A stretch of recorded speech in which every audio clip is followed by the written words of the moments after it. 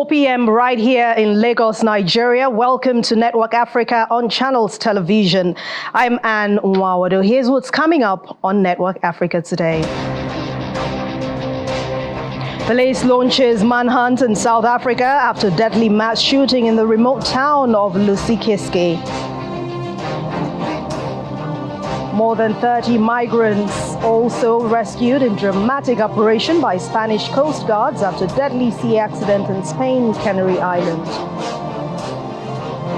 And Marburg virus breaks out in Rwanda with 20 confirmed cases and 6 deaths recorded.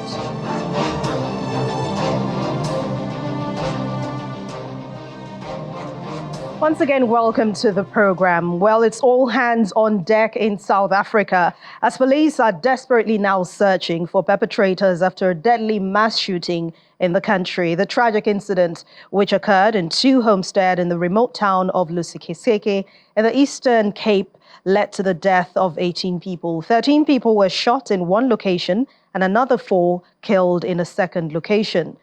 According to local officials, the victims gathered at their houses to prepare to attend a traditional mourning ceremony for a mother and a daughter when they were murdered a year ago, But police say they are still investigating the incident as the motive for the shooting is still unknown. According to officials, crime statistics from the police, South Africa, a country of 62 million people, recorded 12,734 homicides in the first 6 months of this year. And that's an average of more than 70 in a day. Firearms are by far the biggest cause of death in those cases. A South African correspondent, Innocent Symposium, now joins us from South Africa for more on this. Hello, Innocent. Thank you very much for joining us on Network Africa. Hey, and a very good evening to you and our viewers around the world. It's good to be with you. It's been some time. Indeed, I must say. But what's the update at the moment and regarding the manhunt? And has any arrest been made? Have they found anybody connected to this? What does the police have to say in this? Or maybe there's a suspect in custody. What can you tell us? Well, and it's difficult to really make sense of what happened. My goodness, where do I start? I mean, the police, right now, as I speak to you, there's no positive development as to whether or not they've arrested someone. The police have asked the people to give them space to basically do their job. But for the better part of the day, I was listening to local radio stations and citizens were calling in, really speaking about their fear of that particular area, that they don't feel safe in that particular area. And the fact that the provincial and national authorities have not visited that particular area after this incident over the weekend. So these are some of the issues that they say that why is that nobody from government has come to really visit the area, but we were told that the MEC for transport in the afternoon was making his way to that particular area. However, and the police said that they're making leads in finding the perpetrators, I guess, because as you rightly mentioned, the motives of this massacre is not known. So I guess the police would want to closely work with the citizens to really get to the bottom of this. They would need all the information, all the puzzles to piece them together to really find these perpetrators. But we also heard, and during the day, that the one member that survived, the 18th member that died in the afternoon, unfortunately passed on in the afternoon. So the number now stands at 18 people who have passed in this tragic incident. And indeed, Innocent. But what details are you hearing regarding the deadly mass shooting? Was this a targeted attack? From what you know in the past, things that have happened like this, because we know just 2 homes on that street were attacked, as they were all relatives and neighbors. So one would think, if you heard anything on the streets about it being a targeted attack. Yeah, indeed. And so the brother of one of the deceased was saying that they were essentially still reeling trying to pick up the pieces from because they lost their sister in the previous incident. So they were trying to still pick up the pieces.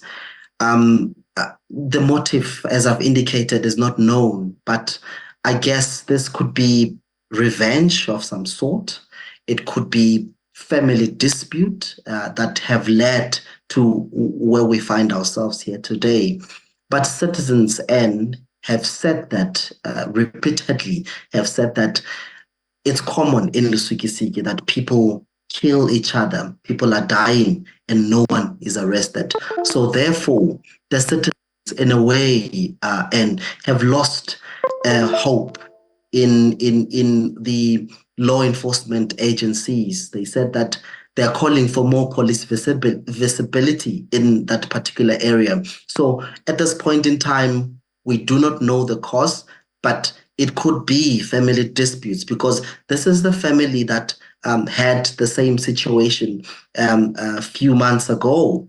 And it's the same family that is going through the same issue. So it goes without saying that this could be a revenge or family dispute, and And I mean, you've mentioned about people not trusting authorities when it comes to investigating cases like this. But South Africa, as we know, has the highest number when it comes to rates in the world. That's according to latest figures from the United Nations Office on Drugs and Crime. South Africa has the highest number in terms of murder cases. But what are authorities doing to curb these figures? In the past, how have they reacted to cases like this in terms of investigating and finding perpetrators and even bringing them to book? Well, and I'm a very optimistic person, but from where I'm sitting, it does seem as though the authorities are losing the fight against illegal firearms in our streets. And I'm saying this because the previous minister have said that they are going to curb and deal with illegal firearms on our streets. And it does seem as though he failed to do that. The previous Deputy Director General of the department said the same thing. And it seems as though it's an ongoing promise that they're doing to citizens. And at the end of the day, citizens are seeing that these people are actually failing to deal with illegal firearms on our streets. But I know that it's not going to be an overnight thing or to uproot all illegal firearms on our streets. But there's a need for a reform for gun control in the country. There's a need for that because it does seem as though we're living in a society that is very, very angry, whereby if someone is angered, they then use a firearm. So therefore, there's a need for reforms in that field, whereby it's not everybody just own a gun. So people have to be, have to be licensed properly, have to be trained properly.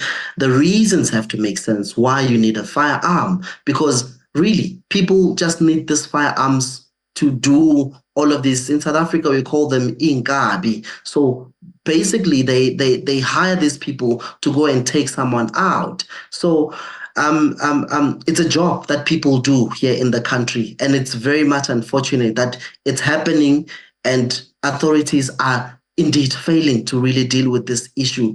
And it leads to this whereby families are living in fear, people are living in fear. They don't know whether or not they're next because people have firearms and they just are unruly. And go down memory lane a little. I mean, last year, the last time South Africa witnessed mass shooting like this one in Eastern Cape was in January 2023, where two gunmen actually opened fire on guests who were attending a birthday party, something as interesting as a birthday party. They killed 8 people in that incident. But many are wondering if there's similarities or connections with this latest incident. And if you even look back, how was that incident treated? Were people brought to book for causing those 8 deaths? Indeed, and as I've indicated that the citizens in that particular area, they've mentioned that time and again that people are killed in Lusikisiki and nothing is done. People are not arrested, but people are killed. And you have less police visibility, which even makes the situation even worse. Right now, we're talking about the issues of guns, that people have guns, but they don't have licenses, and they're using this for malicious activities. So I don't know whether or not this is related to that particular incident, but I remember the incident that you're talking about. But it could be again, and that this could be family dispute because it's happening in one family. So it could be family dispute or disagreements or revenge, for a lack of a better term. Hence, we find ourselves here. But it's a burden for the country again because when people don't find employment, they then resort to these things of where they then hired to go kill people, and it's something that you would think it happens in the movies. Hey, but unfortunately, it does take place here in South Africa, and it's very much unfortunate that it's now going out of control, where 18 people had to lose their lives in one night. And it does again end, before I give it back to you, it does seem as though some of those people who were in that house, it was a collateral damage because when these people go to these houses to go take someone out, they will not have time to really identify who they're looking for. Then if you are in that house, chances are you're going to be part of the collateral damage. So they're killing everybody who is in that particular house. So it's a sad scene. It's a sad situation. It's very heavy for many people to really stomach what just happened. And Thank you very much, Innocent Samosa. I hope that authorities get to that scene and at least secure other people, especially in that environment. Thanks a lot. We'll be keeping tabs on that story, and please stay safe. Thank you so much, colleague. In another story, more than 30 migrants have been rescued in the Spanish Coast Guards in what appears to be a second crossing in the same day near the Spanish island of El Hierro. The harsh conditions forced rescuers to transfer the migrants from the wooden boat they were sailing in to a Coast Guard vessel. The latest rescue is coming after two boats carrying at least 77 migrants arrived at the La Restinga port. The crossings happened 2 days after a disastrous sinking of a migrant boat that killed at least 9 people and left at least 48 people missing, including a minor. That accident was considered the deadliest for 30 years on the Spanish archipelago. But according to data, the Interior Ministry, the number of migrants crossing from West Africa to the Canary Islands rose between January the 1st and September the 15th to 26,758. The journey often takes as long as 800 miles, which is considered very dangerous. To health matters now, where Rwanda has confirmed 20 cases of the Marburg virus outbreak and 6 deaths in total. According to the health minister, Sabine Nsazimana, most of the victims were healthcare workers. The country has now temporarily banned visits to hospitals to check the admitted diagnosed patients as part of efforts to tame the spread of the virus.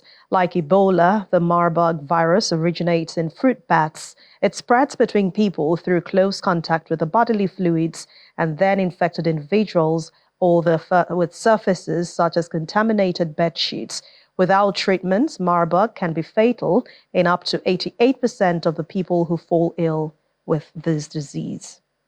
So far, we've confirmed 20 cases and 6 deaths that also happen to be due to Marburg virus disease.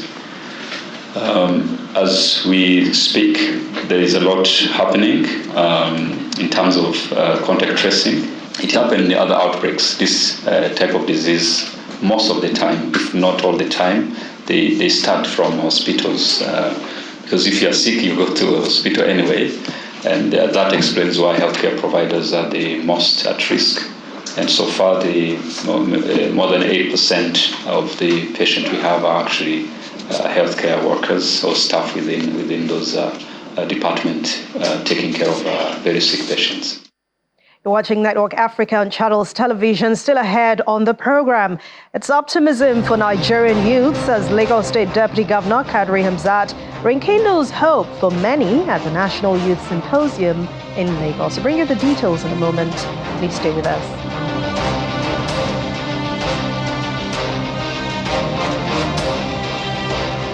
Welcome back. Right here in Nigeria, the people of Ekiti State have asked the government to take swift action in developing and opening up the state's numerous tourist sites to attract visitors and investors. And this call for intervention is coming as a response to the current economic challenges facing Nigeria, with locals seeing tourism as a potential solution for boosting the state's economy. A special report highlights that many of Ekiti tourist sites remain underdeveloped, despite their potential to attract visitors, generate revenue, and many more. Residents now believe that investing in these locations could bring significant economic benefits. It will create jobs and help the states in IGR.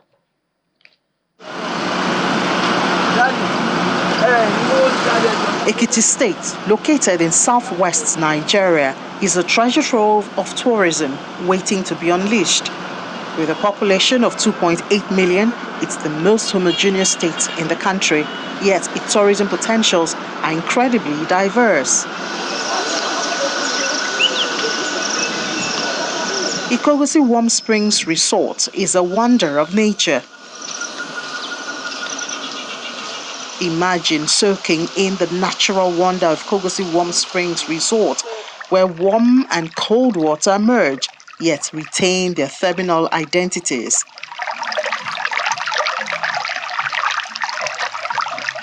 The tour guide also explains the wonders of the warm and cold water. I'm right here at the meeting point of the cold and the warm. The cold water is brownish in color, while the warm water is the bright colored water. And here is the meeting point of the two types of waters.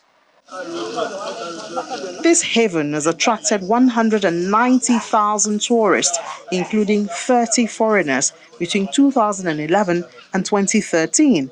Thanks to the governor, Mr. Abiodun Oyebanji, power supply has been restored after a decade, making it even more appealing. The effect is that we're going to create more employment, generate more IGR that we have done at Ikogosi. We transformed the economic landscape of Ekiti, the economic landscape of Ikogosi. We've engaged.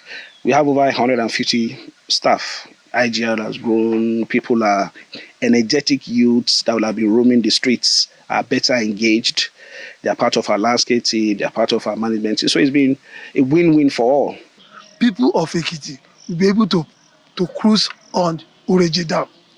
And before Easter next year, people of Ekiti will be able to cruise on Ero Dam. In Okemesi Ekiti, a museum showcasing relics of the Ekiti Parapor Freedom War. There is one rock in Elisha called Olua Rock, which is yearning for development. It has not been recognized for now. Then Ero Dam is being developed. We have a ranch there, and then Ekiti has been doing something there. They made that place a dam, and that place is unique for their Egigure at Ikogosi, where it was a God-made monument, because there the hot and cold water, they meet like a letter Y, and they become one, and they are flowing there. That is that place. And I thank God, Governor Payemi recognized and started that place. And then we are now lucky that even an indigene of Ikogosi is there now. We want to do something. Other breathtaking spots include Arinta Waterfalls, 10 meters of chilly water cascading down with potential for hydroelectric power generation, Ero Dam and Okewu waiting to be developed for tourism. With these gems, Ekiti people are eager to tap into tourism for economic growth. The state government says it is committed to develop these sites, collaborating with the Federal Ministry of Tourism. And talking about growth, let's come back here to Lagos, where the State Deputy Governor Kadri Hamzat has assured Nigerian youth that in spite of the challenges facing the country, there is hope for the youth.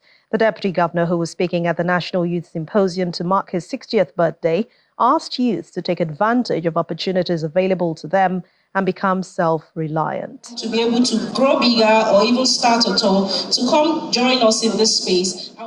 Victoria Garden Conference and Event Center, Alausa Ikeja, is fully occupied by some youths in different groups. NYSC core members, senior government officials, academic scholars, among other guests, who are here for the National Youth Symposium, organized by the state government in commemoration of the 60th birthday of the Deputy Governor of Lagos State, Mr. Kadri Hamzat.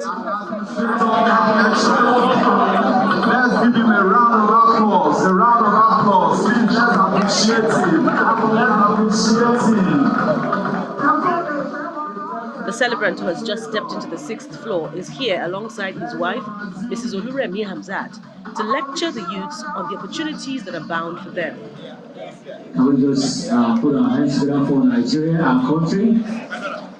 The former Vice-Chancellor of the Lagos State University, Professor Olanrewaju Fagbun, leads the conversation on guiding the youth on the path to self-reliance. Guiding the youth towards self-reliance is not just a solution to unemployment, but also a critical pathway to national development. A self-reliant youth population will fuel economic growth, reduce poverty levels, and contribute to a more stable and prosperous society. Next is a panel session, including the State Commissioner for Agriculture and Food Systems, Youth and Social Development, the Executive Secretary and CEO of Financial Reporting Council of Nigeria, among others, who engaged the youths on numerous opportunities available for them in agriculture, tech industry, and in other fields. In the last couple of months, and looking at all the policies that we have been trying to put in place in the last 3 years, a lot will be changing going forward, meaning even for our youth, as we continue to train, mentor, and support them, we would have to make land available for them to be able to, cultivate, rear, grow, and obviously support them to market. As a youth, to survive and to thrive, you need to be confident, you need to be bold, and you need to believe in yourself. Because the worst thing anybody can say to you is no.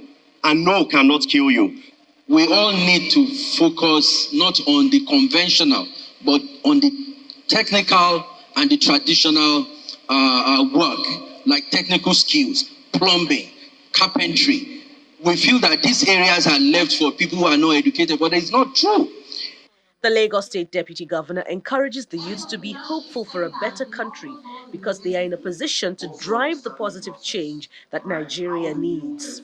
I know that tough times don't last, only tough people do. And as such, I encourage you to focus and continue to plow on because you will get to that destination with your mental health intact and your success and prosperity assured. The take-home message from the National Youth Symposium is for the youth to emulate the leadership skills of Dr. Kadri Hamzat, become self-reliant, and take up roles that will shape the future of Lagos State and the country at large. Are you worried about your damaged or richer vehicle? Well, worry no more, as an Egyptian man is now ready to pimp your ride. With more than 30 years of experience and a lover of vintage cars, Emani Ezzat has now taken up that challenge to revive classic cars at his auto repair shop. Here's more in this next report. The love for vintage cars is not just a hobby for this Egyptian man, Elhami Ezzat. He's now making money from it as he turns his passion into a full-time profession. He does this by opening a car repair shop for like-minded people who want to fix their beloved classic vehicles. He opened his auto repair shop 3 years ago and has worked in the field of classic cars for more than 30 years. Refurbishing a classic car may take months or even years to complete, depending on what the car needs. Some cars need new parts, while others need original spare parts imported from factories abroad. The most important task for Ezzat is to bring life back to the old cars as they once were in their original state. According to Ezzat, Such a task requires months of research and planning. You have to start studying what a certain car used to look like in its original state, and based on that, you decide whether you will manufacture some parts or order them from abroad, or even renovate and bring life to those parts if this is doable. So far, he has refurbished nearly 50 cars and hopes that Egypt eases restrictions on the imports of classic cars. A law passed in the year 2020 in Egypt stipulates that people wanting to import classic cars should obtain a special permit from the Ministry of Transportation. That's it on Network Africa. Thank you so much for watching. I'm Anne Mwawadu. Have a wonderful week ahead.